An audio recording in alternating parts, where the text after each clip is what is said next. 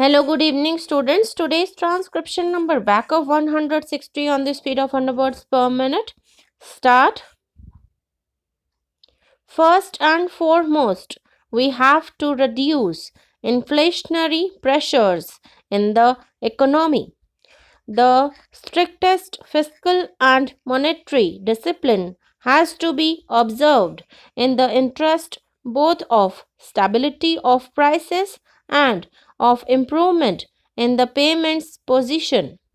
The budget of the central government for the year 1985-86 will be announced in 10 days from now, and I do not wish to say anything about this at this stage.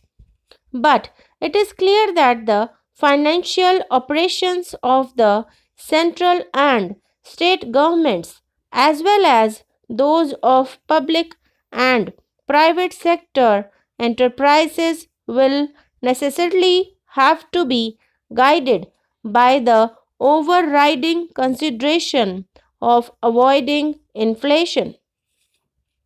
I have taken this up with the state governments, and I have no doubt that in the present grave situation, I can count on their wholehearted cooperation. On the monetary side, several measures have been taken during the past year to bring about an orderly increase in interest rates and to slow down the pace of monetary expansion.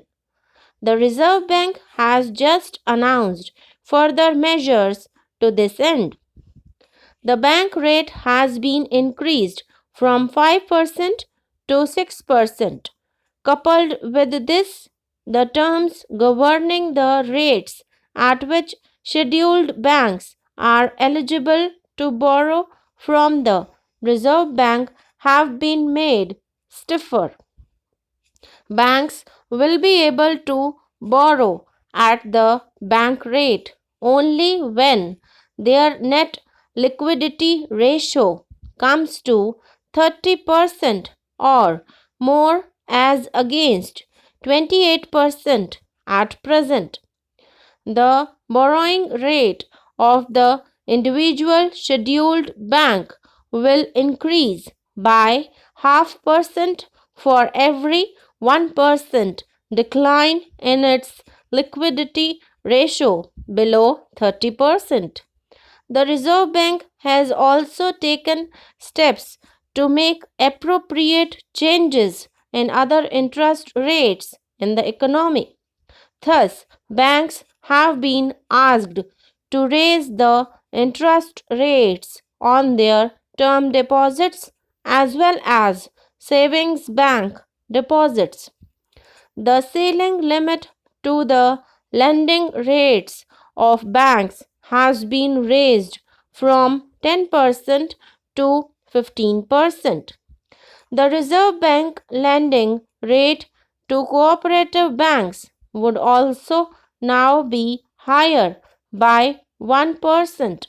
Appropriate changes in other interest rates, including those paid and charged by government and other financial institutions, are also being made.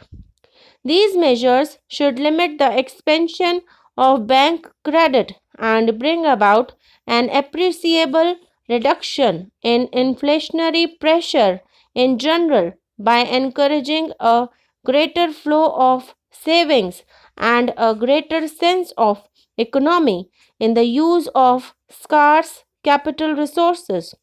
The Reserve Bank will watch carefully the expansion of credit and money supply in the economy in the light of the genuine requirements of growing production.